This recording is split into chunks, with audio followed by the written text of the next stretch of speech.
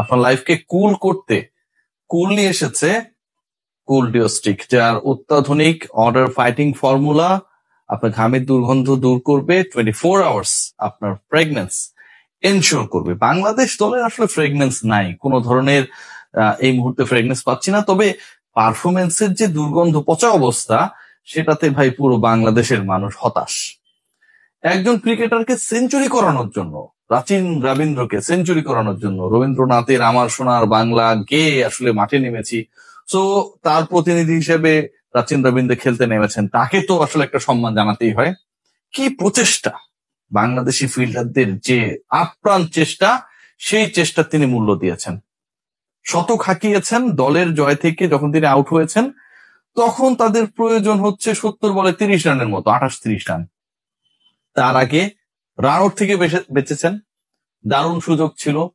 মোটামুটি এর থেকে আমার কাছে যেটা মনে হয়, কমফোর্টেবল চান্স খুব কমই পান একজন ক্রিকেটার একজন ব্যাটারকে রান আউট করার জন্য। দারুণ অ্যাঙ্গেল থেকেও শেষ পর্যন্ত স্ট্যাম্পে হিট করতে পারেননি আমাদের ছোট তামিম। ক্যাচ উঠেছিল, মেহেদী হাসান মিরাজ সেই ক্যাচ মিস করেছেন, তখন 93। 100 পেরোনোর পর আবারও সুযোগ দিয়েছেন। প্রাচীন রবীন্দ্র তিনি আসলে টেস্ট করতে চাচ্ছিলেন যে আমাদের রবীন্দ্রসঙ্গীতের ইমানি জোরটা কতটুকু। মাহমুদুল্লাহ রিয়াদ, আনসাং হিরো, যিনি আনসাং হিরো তিনি নিশ্চয়ই এই সং টং এর ব্যাপারে খুব একটা আকর্ষিত না, তো তিনি সহজতম একটা ক্যাচ ছেড়ে দিলেন প্রাচীন রবীন্দ্র। একজন ক্রিকেটার 3টা চান্স পেয়ে, লাইফ পেয়ে শেষ পর্যন্ত শতক হাঁকালেন এবং দলকে জয়ের বন্দরে নিয়ে গেলেন। মুশফিকুর রহিম আমার প্রিয় ক্রিকেটার, দলের বিপর্যয় তিনি যখন নেমেছেন তার আগে মোটামুটি 2-3টা উইকেট পড়ে গেছে, তখন তিনি স্লক সুইপ খেলতে গেলেন, মিড উইকেটের উপর দিয়ে মারতে গেলেন স্পিনারকে এবং আউট। মুশফিকুর রহিম 4-5 বল টিকেছেন। একজন ক্রিকেটার 14টা বৈশ্বিক আসরে খেলেছেন, 273 ওয়ানডে এক্সপেরিয়েন্সড মুশফিকুর রহিম, তিনি যখন এরকম একটা সিচুয়েশনে অদ্ভুত ভাবে বাজে শট খেলে আউট হয়ে যান, এটার ব্যাখ্যা কোনোভাবে কেউ দিতে পারবে? একটা সময় আমরা অনেক বেশি বিনোদিত হতাম, বাংলাদেশের মানুষজন, হুমায়ুন আহমেদের নাটক হতো, আবার ওই 3 মাস পর পর ইত্যাদি যখন আসতো, এখনো আসে, তখনকার বিনোদনটা আসলে অনেক বেশি ছিল। সবাই আগ্রহ নিয়ে থাকতো সাদা কালো টেলিভিশনে ইত্যাদি দেখবে। যে ইত্যাদি আর হুমায়ুন আহমেদের নাটক অ্যাট এ টাইম একসাথে বাংলাদেশ ক্রিকেট দল আজকে মঞ্চায়িত করলো, সেটা ভাই পুরো বিশ্ববাসী দেখেছে, শুধু বাংলাদেশের মধ্যে সীমাবদ্ধ না। কিপিং করেছেন মুশফিকুর রহিম, বল পায়ের ফাঁক দিয়ে চলে যান, তিনি টের পান না। এই ক্রিকেটারকে বা এরকম ক্রিকেটারদেরকে নাম সর্বস্ব, মানে এই মুহূর্তে আসলে নাম সর্বস্ব বলতেই হচ্ছে, গত 13 ইনিংসে তার কোনো 50 নেই। সুযোগ দেওয়ার জন্য আপনি কাউকে বসিয়ে দিচ্ছেন যেই ক্রিকেটার তুলনামূলকভাবে দ্যাট মাচ এক্সপেরিয়েন্স না, তার উপর ছড়ি চালালে কেউ কিছু বলবে না। মুশফিককে বাদ দিব, বাদ দিতে হবে, এরকম ডিসিশন নিতে গিয়ে আমরা অনেক ক্ষেত্রে দেশের স্বার্থের কথা ভুলে যাই। হয়েছে, সেটা হয়েছে। সৌম্য সরকার অ্যাকর্ডিং টু পারফরমেন্স মুশফিকের থেকে গত 10 ইনিংস বেটার, বসতে হয়েছে তাকে। 0 মেনে জরিমানা দিয়েছেন Soumya Sarkar, not Mushfiqur Rahim. Mahmudullah Riyad down the উইকেটে খেলতে চলে গেলেন। ডাউন দ্য উইকেটে মারতে গিয়ে মাহমুদুল্লাহ রিয়াদ যেভাবে উইকেট বিলিয়ে আসলেন, আজকে বারবার দেখানো হচ্ছিল যে 39 বছর 20 দিন, মানে 40 চলছে মাহমুদুল্লাহ রিয়াদের, এক্সপেরিয়েন্স ভাস্ট। আমাদের এক্সপেকটেশনস অনেক sky high, but the way he threw his wicket, কোনোভাবে কি 39 বছরের এক্সপেরিয়েন্স মাহমুদুল্লাহর কাছ থেকে সেটা কাম্য ছিল? কোনোভাবেই না। যে ক্যাচটা তিনি মিস করেছেন, এই ধরনের ক্যাচ হতে পারে যে তিনি দৌড়ে পারছেন না, বল চেজিং এ সমস্যা হচ্ছে, কোন একটা বলে ড্রাইভ করতে গিয়ে কোনো সমস্যা হয়েছে, অ্যাকসেপ্টেবল। যে ক্যাচটা তিনি ছেড়েছেন, এটা কি কোনোভাবে অ্যাকসেপ্টেবল? মেহেদী হাসান মিরাজ রবীন্দ্রকে যেভাবে লাইভ দিলেন, সেটা কি কোনোভাবে কাম্য? নাজমুল হোসেন শান্ত ভালো ব্যাট করেছেন, উইকেট যাচ্ছিল এক প্রান্ত ধরে রেখেছেন, আমি মেনে নিলাম তার ইনিংসে কোনো সমস্যা নেই। তার অ্যাডমিন যে হাস্যরসাত্মক পোস্ট শেয়ার করেছেন, যারা ডাউটার্স, তার পারফরমেন্স নিয়ে যাদের সন্দেহ, তাদেরকে নাকি একটা দারুণ জবাব তিনি দিয়ে দিয়েছেন। চিন্তা করতে পারেন, নাজমুল হোসেন শান্তর অ্যাডমিনের নাজমুল শান্তর উপর কনফিডেন্সের জায়গাটা কত কম, কত খারাপ, যে গত 6-7টা ইনিংসে তিনি রান করেছেন সেটা নিয়ে আমি গতকাল কন্টেন্টও বানিয়েছি। আমার লজ্জা লাগছে এখন, আমার লজ্জা লাগছে যিনি গত 6-7টা ইনিংসে রান করেছেন তার পারফরমেন্স নিয়ে যদি কেউ ডাউটফুল হয়, তাকে উত্তর দেওয়ার জন্য কি নাজমুল হোসেন শান্তর আজকে 70 করাটা খুব জরুরি ছিল? দল টিকতে পারছে না, ভরাডুবি অবস্থা। এই যে অ্যাডমিন ভাই আমার, তিনি যে বেহায়ার মতো একটা পোস্ট করে দিলেন নাজমুল শান্তকে ডোবানোর জন্য, তার ইমেজকে খারাপ করার জন্য, এটা যথেষ্ট ভাই। খেয়াল করে দেখবেন আজকে যে ক্যাপ্টেন্সি তিনি করেছেন, রিশাদ এসেছেন 25তম ওভারে বল করতে, রিশাদ হোসেন 25তম ওভারে বল করতে এসেছেন। ব্যাটসম্যানরা যখন সেট হওয়ার চেষ্টা করছেন, ঠিক তখন নাজমুল শান্ত 28তম ওভারে নিজেই বল তুলে নিলেন এবং ওই ওভারে 12 রান দিয়ে দিলেন।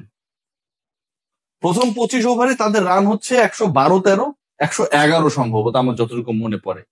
তার মানে পরের 25 ওভারে তাদেরকে তুলনামূলকভাবে অলমোস্ট 5 আস্কিং রেটে রান করতে হবে। নাজমুল শান্ত ঠিক তখন 28তম ওভারে বল তুলে নিয়ে 12 রান দিয়ে দিলেন, 4-6 সবই খেলেন। ক্যাপ্টেন হলে তিনি যেন সবকিছু করার লাইসেন্স পেয়ে যান, দলে থাকবেন, যখন খুশি বল করবেন, যেভাবে খুশি তিনি তার সিদ্ধান্তগুলো গ্রহণ করবেন। লাস্ট ম্যাচেও আমরা দেখেছিলাম তানজিম সাকিব নতুন বলের বোলার, তাকে আনা হলো ফার্স্ট চেঞ্জে, নাজমুল শান্ত সেই ডিসিশনটা নিয়েছিলেন। আজকে তানজিম সাকিব নাই, কি করবেন? সাকিব নেই, শান্ত তো রয়েছে, নিজেই বল তুলে নিলেন।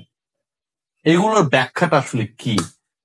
আজকে বাংলাদেশ যেরকম ফিল্ডিং করেছে, যেভাবে বাজে ওভারথ্রো করেছে, আনপ্ল্যান্ড ওয়েতে বল ছুড়ে মেরেছে, মুশফিকুর রহিমের যাচ্ছে তাই কিপিং যেভাবে আমাদেরকে হতাশ করেছে, এগুলোর ব্যাখ্যা কি?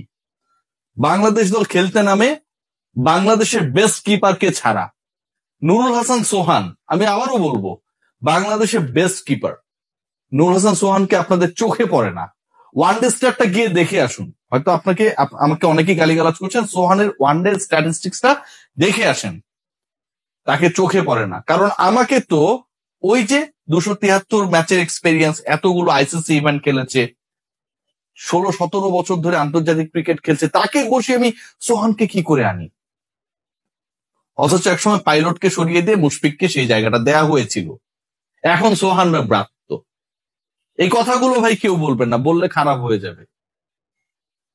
চিন্তা করে দেখতে পারেন যে আজকে বাংলাদেশ যেভাবে পরাজিত হলো, বাংলাদেশ দল যেভাবে হেরেছে, একটা সময় 3 উইকেট চলে যাওয়ার পর তাসকিন আহমেদ যখন প্রথম ওভারে ব্রেক থ্রু এনে দিলেন, নাহিদ রানা যখন 20-এর কোঠা দলীয় রান হবার আগে সেকেন্ড উইকেট এনে দিলেন, মুস্তাফিজ যখন থার্ড উইকেটটা নিলেন,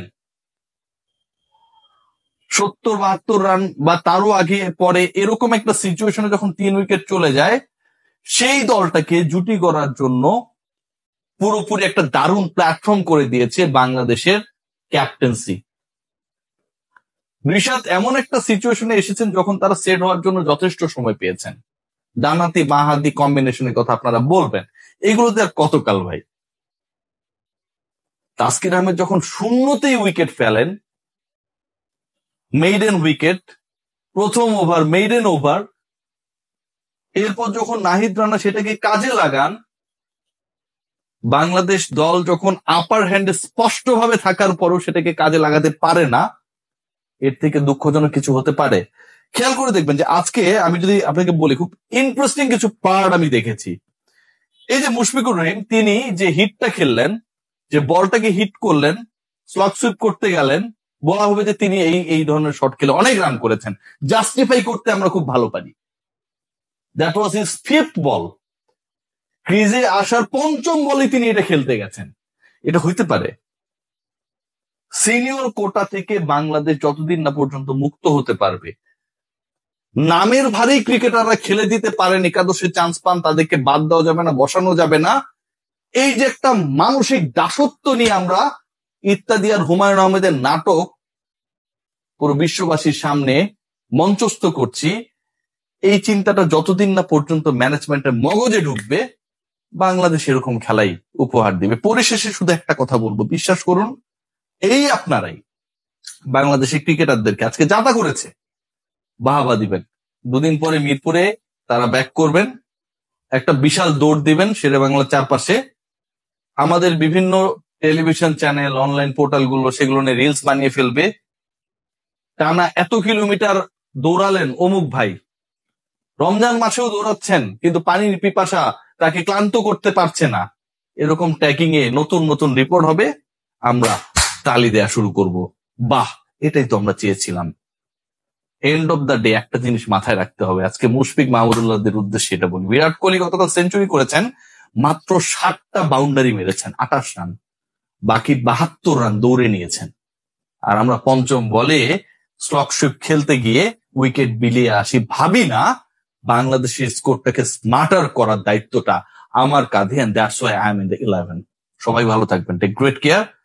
বিরাট কোহলির প্রতি সমবেদনা যে তিনি আসলে কি খেলা খেলেন, 100 করেছেন, 72 রান দৌড়াই নিয়েছেন, 36 বছর বয়সে, এটা হইতে পারে?